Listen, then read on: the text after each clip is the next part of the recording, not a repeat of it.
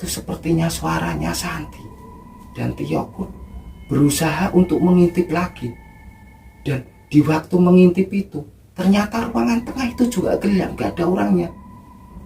Dan di waktu yang bersamaan, Tio ini melirik ke arah bawah di depannya itu. Ternyata Pak Handoko ini sudah tidak ada. Dan Tio pun terkejut. Sepertinya ada yang aneh di rumah ini.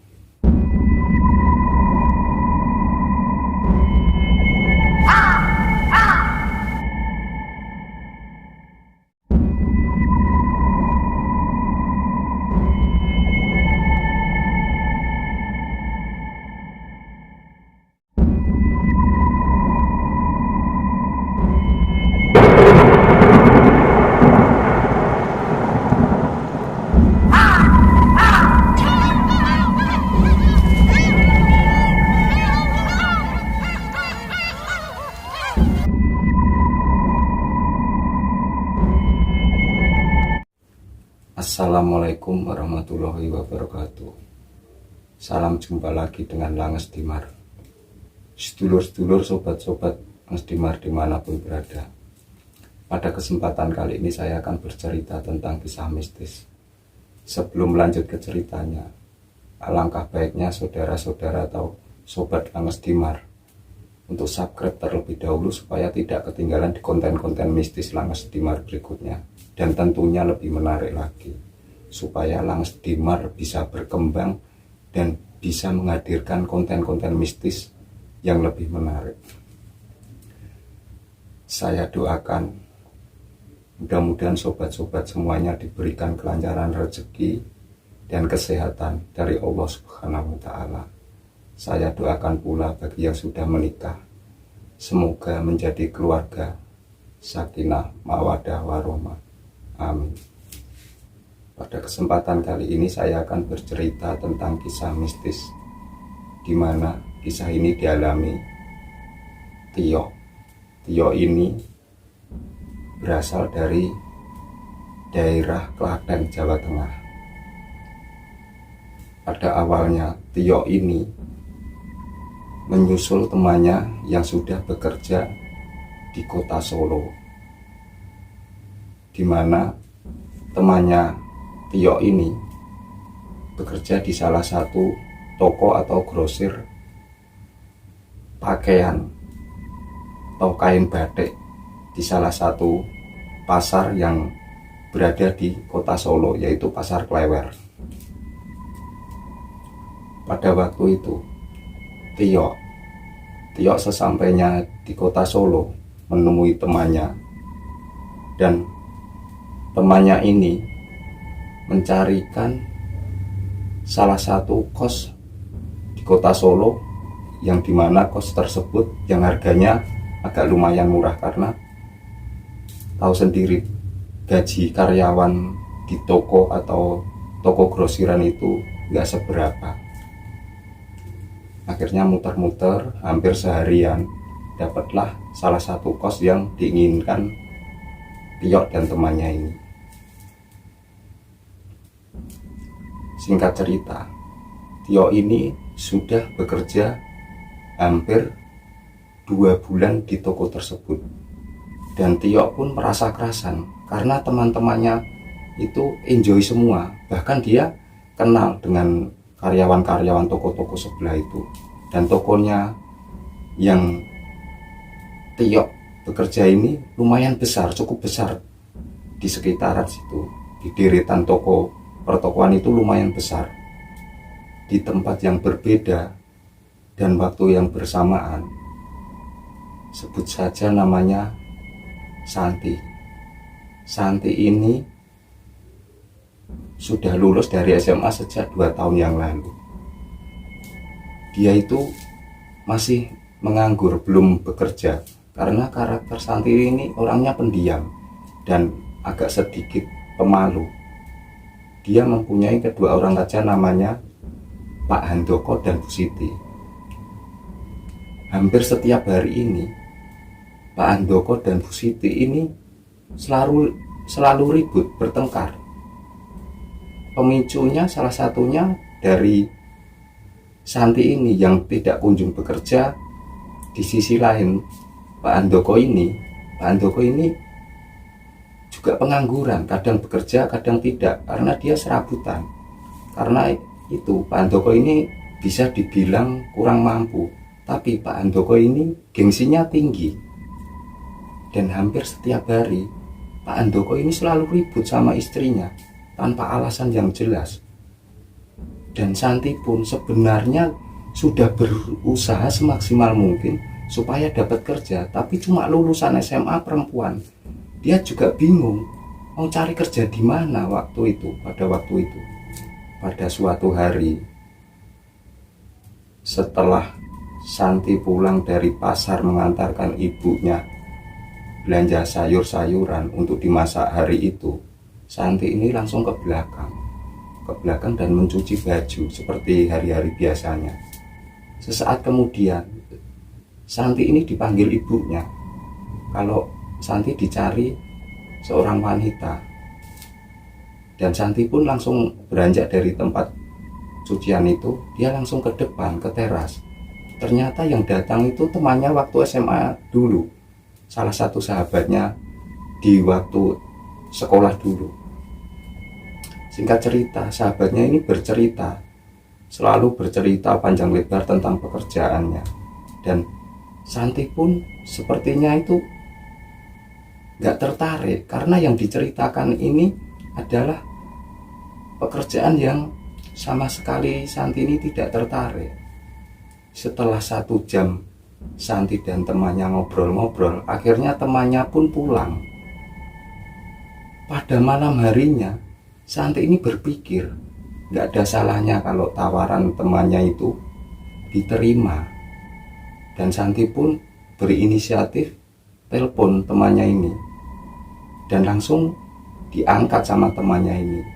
Dan Santi pun berkata kalau dia bersedia bekerja seperti temannya ini. Pada pagi harinya temannya telepon Santi lagi supaya Santi menyiapkan segala persyaratan untuk masuk bekerja itu. Singkat cerita, setelah beberapa hari Santi bekerja, Santi ini sepertinya tidak kerasan, karena hampir setiap hari itu mau berangkat, bapaknya ini selalu masih marah-marah nggak jelas. Tapi Santi pun lama-lama dia itu cuek, yang penting dia udah keluar dari rumah dan bekerja. Akan tetapi sewaktu di pekerjaannya, di kantornya itu, karena yang dikerjakan Santi ini adalah sales, dimana sales itu Santi ini ditempatkan di promosi, jadi dia harus keluar kantor, harus di jalan atau di tempat keramaian atau di pasar. Dan kebetulan pada waktu itu, pada hari itu, Santi ini dan teman-temannya ini ditempatkan di pasar Klewer tersebut. Pada siang harinya, sekitar jam 2 siang, Santi ini belum dapat konsumen, istilahnya belum dapat pelanggan yang membeli produk tersebut. Dan produk tersebut adalah salah satu minuman yang cukup terkenal. Pada waktu itu Santi ini hampir seperti orang putus asa, karena hampir seharian itu gak ada yang beli, padahal teman-temannya ini sudah dapat banyak. Tapi kenapa Santi pada hari itu, waktu itu, dia sama sekali belum dapat. Pada akhirnya Santi ini melewati salah satu toko di mana Tio itu bekerja. Pada waktu itu Santi ini agak ragu-ragu, dia akhirnya masuk ke toko tersebut dan menawarkan produk minumannya ini. Salah satu yang ditawari itu adalah Tio ini, tapi Tio ini gak berminat sama minuman yang dibawa Santi ini. Tapi Santi berusaha supaya Tio ini membeli. Akhirnya dengan iseng Tio ini berkata dia mau beli asalkan Santi juga ngasih nomor HP, nomor handphone Santi ini diminta. Sebenarnya Santi ini agak keberatan, tapi ini kesempatan minumannya ini ada yang beli, dan akhirnya dengan berat hati Santi ini memberikan nomor HP tersebut kepada Tio. Sesaat kemudian Santi pun berlalu dari toko tersebut. Pada malam harinya Tio ini iseng-iseng. Sebenarnya Tio ini orangnya baik. Ya wajarlah, namanya remaja, masih bujangan, iseng-iseng minta nomor HP cewek itu kan hal yang wajar pada waktu itu. Dan pada malam itu, di waktu Tio ini iseng-iseng telepon Santi, sama sekali nggak diangkat sama Santi ini. Akhirnya seminggu kemudian Tio ini bekerja di toko tersebut seperti biasanya. Dan kebetulan pada waktu itu Santi itu ditempatkan di area pasar Klewer tersebut lagi. Sesaat kemudian Santi pun nyampe di toko tersebut, dan Santi pun udah seperti biasa, udah mulai agak akrab sama Tio ini. Dan Tio pun tanya kepada Santi kenapa waktu itu malam itu ditelepon nggak mau ngangkat. Dan Santi pun menjawab kalau dia capek pada waktu itu, dia ketiduran.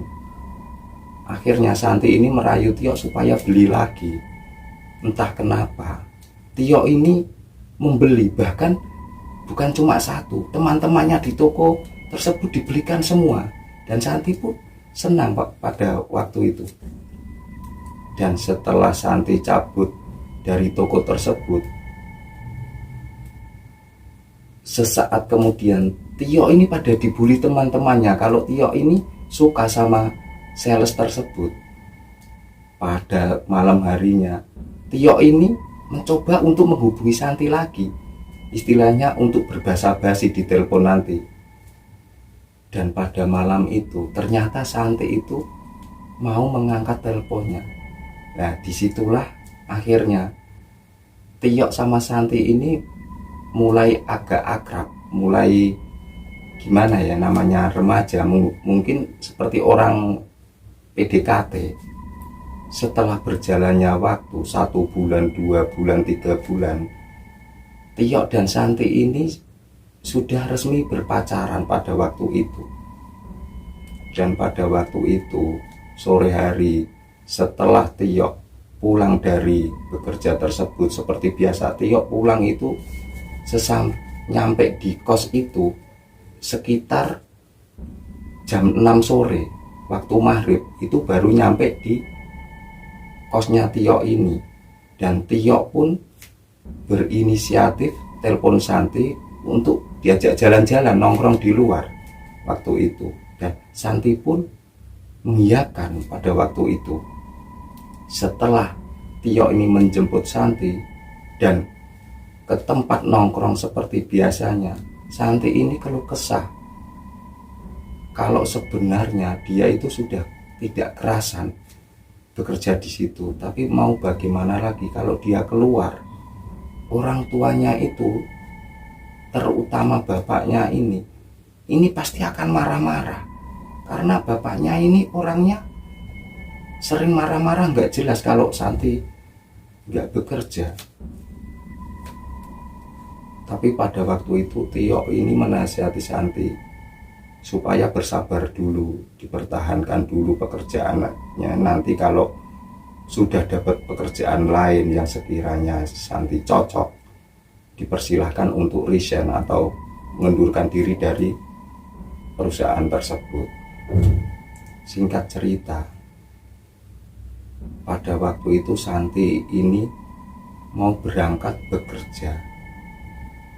Tetapi bapaknya ini, Pak Handoko ini, dia bilang sama Santi kalau 1 minggu lagi bapaknya ini pinjem uang sama Santi 2 juta, tapi tidak dijelaskan untuk apa. Santi pun mengiyakan karena takut kalau Santi ini menolak atau bilang tidak punya uang, pasti bapaknya akan marah-marah. Padahal Santi selama bekerja itu gajinya itu pas-pasan untuk kebutuhan sehari-hari Santi. Misal pun ada sisa, itu pun gak seberapa. Dan Santi pun lantas berangkat bekerja. Sesampainya pulang bekerja, malam harinya ibunya ini menemui Santi di kamar Santi. Pada waktu itu Santi baru nyantek mainan HP, dan ibunya berkata kalau bapakmu itu dulu pinjem uang, minta uang sama kamu itu untuk nanti biaya arisan keluarga di salah satu kerabat bapaknya yang ada di Blora pada waktu itu. Dan uang 2 juta itu untuk menyewa mobil dan sewa sopir sekalian. Dan sisanya untuk apa? Ibunya ini tidak begitu paham. Karena Santi dan ibunya ini sudah paham betul karakter bapaknya ini, Pak Handoko ini. Orangnya gengsi tinggi. Singkat cerita, pada waktu itu Santi bekerja seperti biasanya. Tapi di dalam bekerja itu, Santi itu sering melamun. Karena dia bingung, gak punya tabungan sebesar 2 juta itu. Dia mau pinjam siapa? Dia itu gak berani pinjam duit sama teman-temannya. Tapi pada waktu itu Santi ini teringat akan Tio. Nah, disitulah Santi berusaha untuk menghubungi Tio ini dengan berat hati. Akhirnya Santi ini mengutarakan unek-uneknya dan segala permasalahan di keluarganya Santi ini diceritakan sama Tio. Dan pada waktu itu Tio pun menyadari.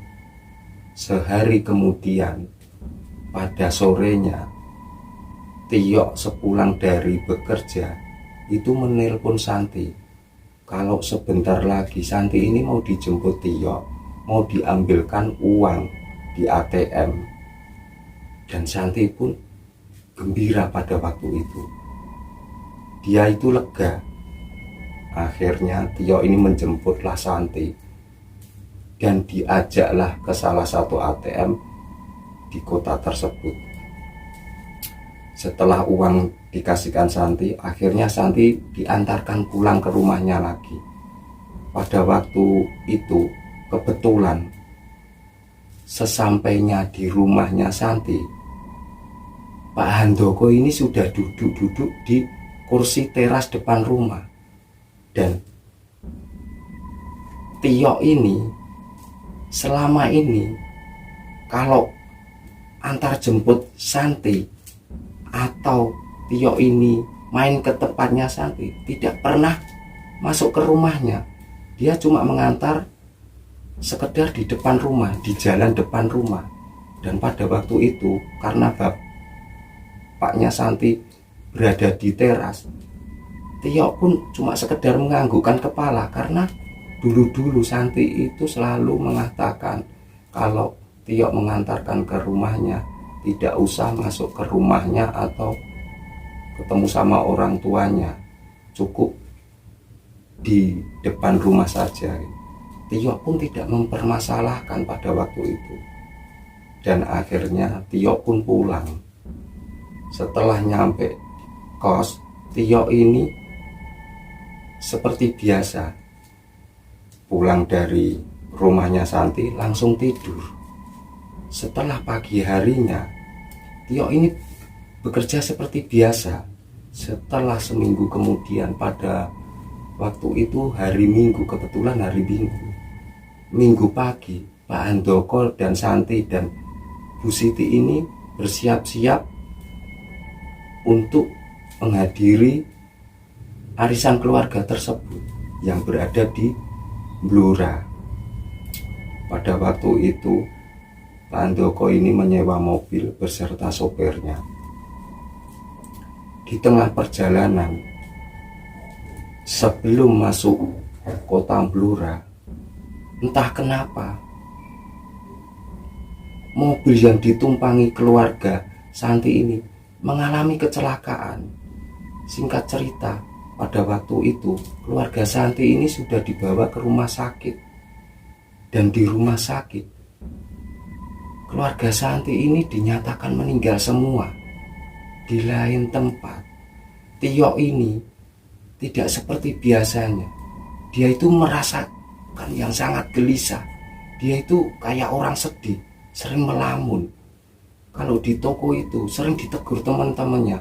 Kalau sakit, dia disuruh pulang ke kos, disuruh istirahat. Tapi jawabannya Tio, dia tidak sakit. Kalau dia mungkin kurang tidur saja pada waktu itu. Setelah lebih dari 1 minggu tidak komunikasi dengan Santi, Tio ini berusaha untuk telepon Santi. Tapi HP Santi ini tidak aktif.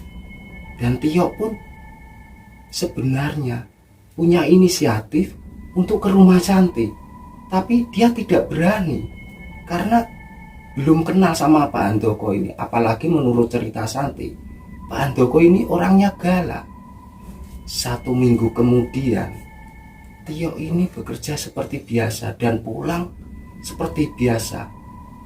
Sekitar jam 6 itu baru pulang, baru nyampe di kos. Akan tetapi pada waktu itu belum nyampe di kos, Tio ini merasakan lapar dan akhirnya dia berhenti mencari warung makan. Pada waktu itu dia masuk ke salah satu warteg. Di waktu Tio ini sedang makan, tiba-tiba ada seorang gadis yang duduk di sebelahnya. Dan pada waktu itu warteg itu sepi, tidak ada pengunjung, cuma Tio dan perempuan tersebut. Dan Tio pun sedikit melirik. Dalam hatinya Tio, ini kok mirip Santi pada waktu itu. Enggak lah, ini bukan Santi. Kalau Santi pasti dia sudah menegurnya. Nah, pada waktu itu Tio ini memberanikan diri agak sedikit melirik, menengok ke kanan.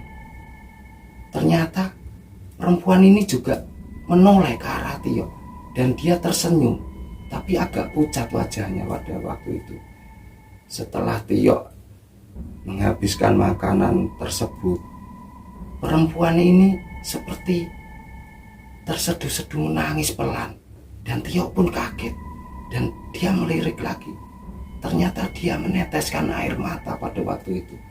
Dan Tio pun akhirnya langsung berdiri menemui penjaga warteg tersebut untuk membayar makanan tersebut.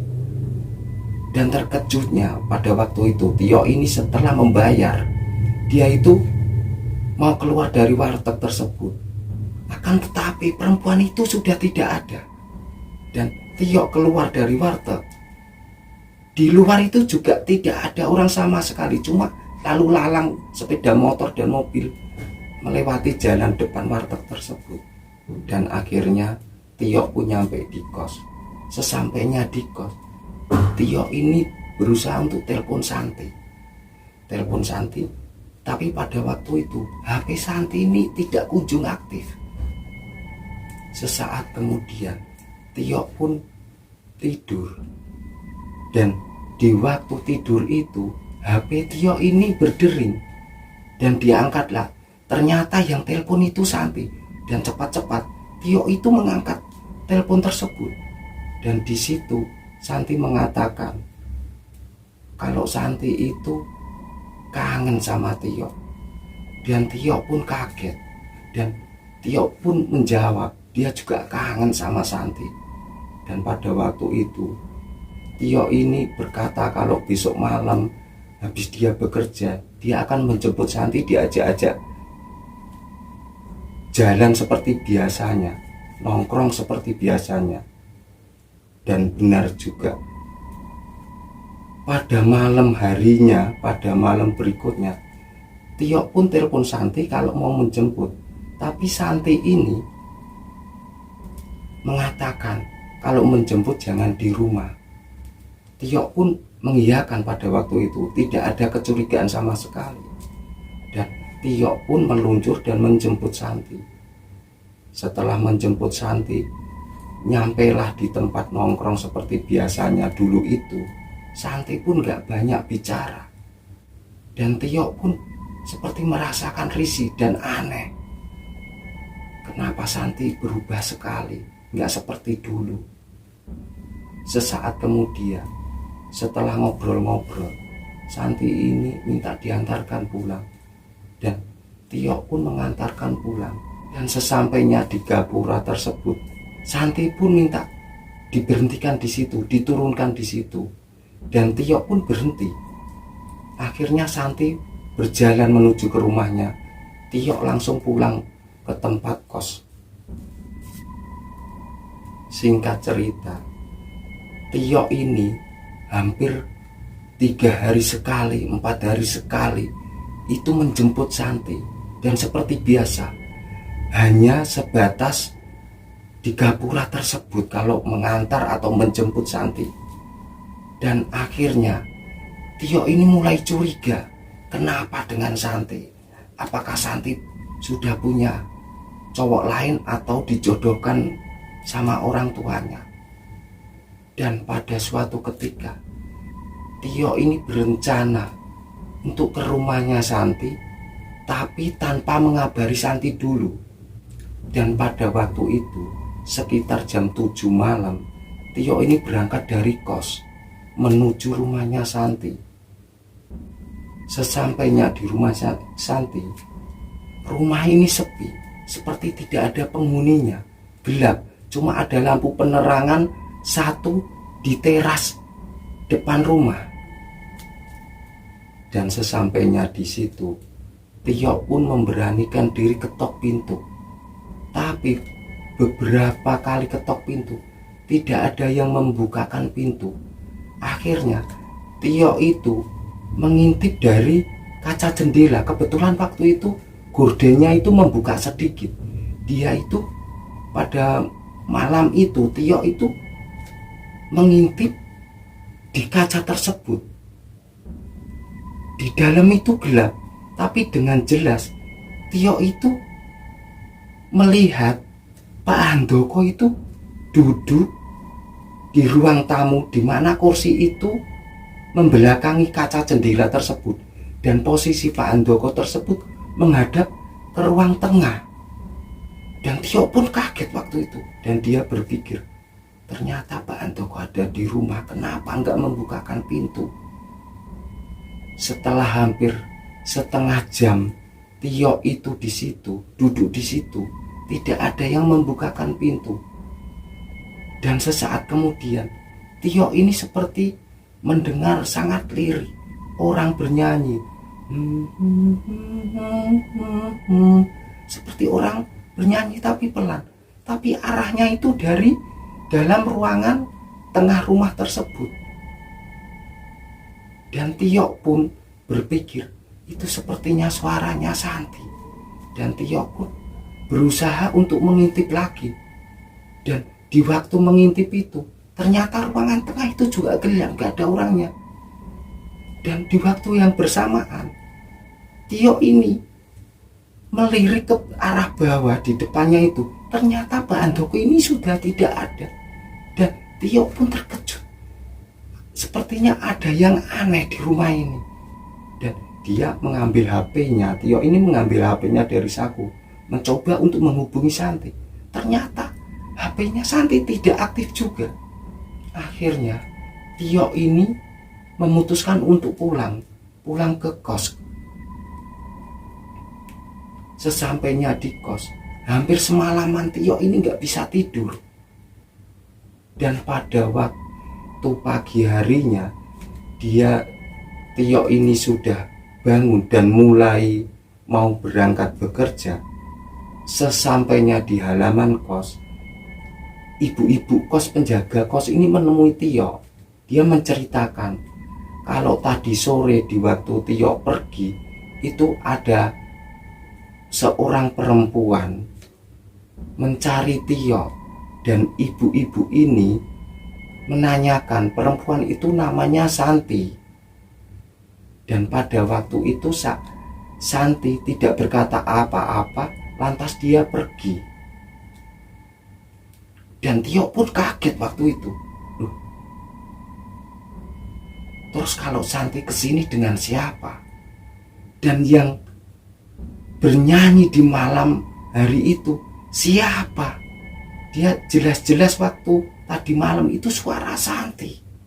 Tapi kenapa Santi malam itu juga kesini di waktu Tio berada di rumahnya Santi?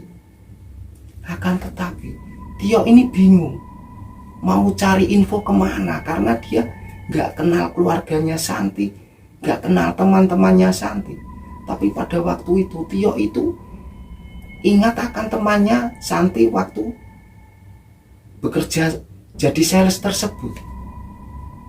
Dan kebetulan pada waktu itu, setelah 1 minggu kejadian itu, temannya Santi yang dulu pernah dikenalkan sama Tio, yang mengenalkan Santi, itu kebetulan ditempatkan di area pasar tersebut untuk mempromosikan minuman tersebut.